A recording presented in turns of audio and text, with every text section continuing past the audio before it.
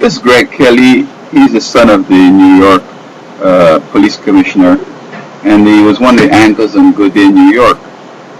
Now, he is the one who was pressing the prosecutor about the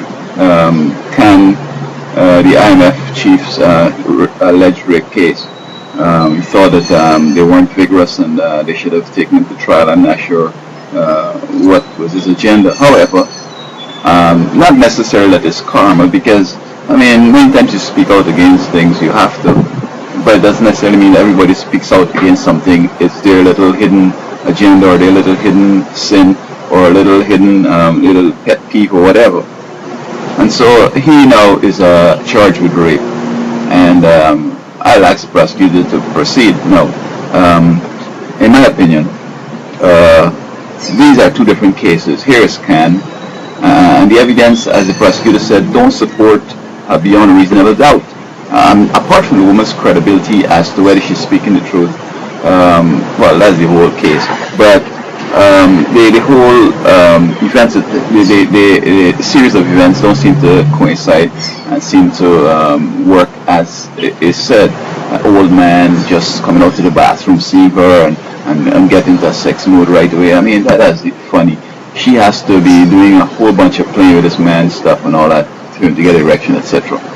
Now, in this case, I don't know, apparently the story is that he met this lady and they had several conversations, exchanged phone numbers, might have even gone out a couple of times. And on this occasion, they both were purchasing the drinks on her credit card and his credit card. And they seemed to have, been intoxicated, but as a horny, little pervert, she must have invited him to her office. It seems as if to have sex. But he should have known that as long as you start drinking and it's not your wife, you got to be careful, because as long as alcohol is involved, each person has a different level of intoxication and involuntary behavior and cannot give consent in crucial matters. He should have known that. However, I don't know if he had a life of, just doing what he wants and if he's qualified for this job that he has and all and so forth. And so the lady found that she was pregnant and had an abortion, etc. And her boyfriend confronted the father, and that's how the whole thing broke and so on. Now, his father is resigning from public service and all that, but I think his boy has shamed him so much that he has to go. Can't stand it, because I'm sure he's going to be convicted. I believe he's going to be convicted. However, she says that they had sex several times in her boss's office, and as a paralegal and so on. She's the paralegal in the office. So, his case is different in that, yes, there might have been consent, even in the early stages, before the alcohol kicked in and she became completely out of it. But for her not making moves immediately to wait and see she's missed her first period working it, she must have felt like, oh, my boyfriend is sort of had his sperm duct cut. I can't remember the technical word for that. However, she's not expecting to be pregnant. So when she finds she's pregnant, she's alarmed and complains to her boyfriend and the whole 9 years. So it seems to me that this is typical of rape. She wasn't aware what was happening. And I mean, a virgin would have known that, there was some work done in her vagina canal and so on.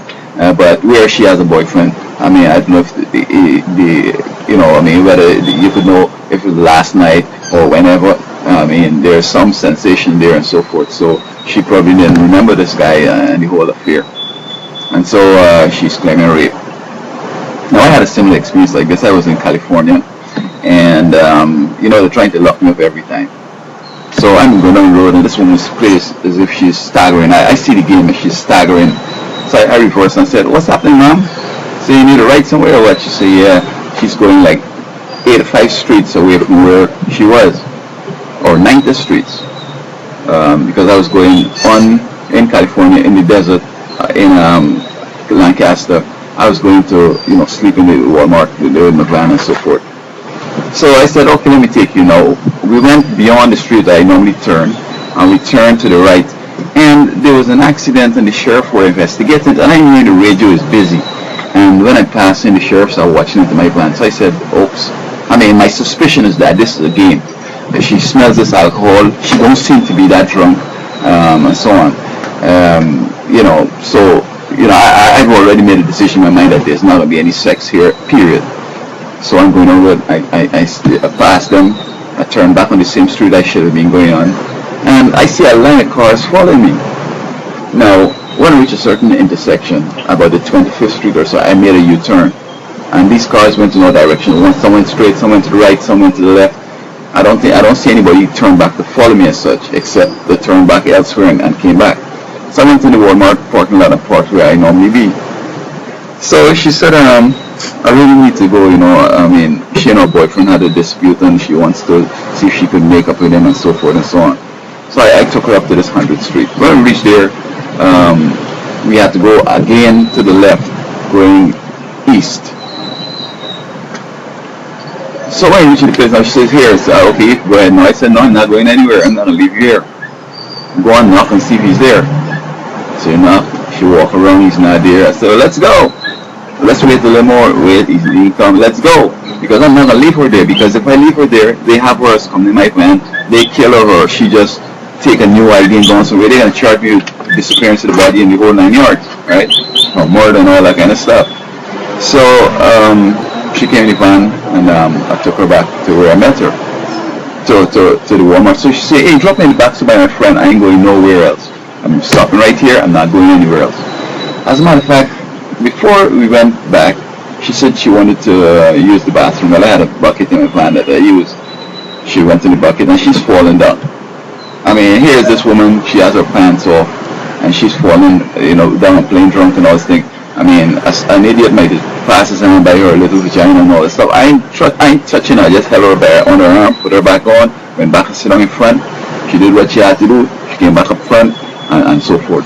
So, I mean, had I done anything to this woman, I'd have been in some serious trouble because that's the whole intention, to try to set me up. They know that I like to help people. So she staggers, the man will respond, and she's drunk, so it's an easy prey.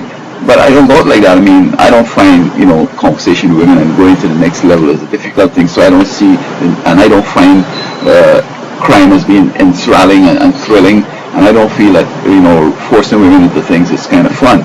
So, I mean, I don't have to do that, so I didn't have to really get into anything like that. So this commissioner's son here, I think that he's going to go to jail. Now, if he doesn't go to jail, we need to find what really happened, how he could get off. See what I'm saying? Because I mean, he has the classic. This woman is intoxicated. You had sex with her. She could not have consented. The evidence is that she didn't know she was pregnant until sometime after she discovered she's pregnant. The whole 9 yards and so forth. So this Kelly boy is cooked as far as I could see. On the other hand, Strauss can, he's more like guilty of maybe prostitution, something like that. And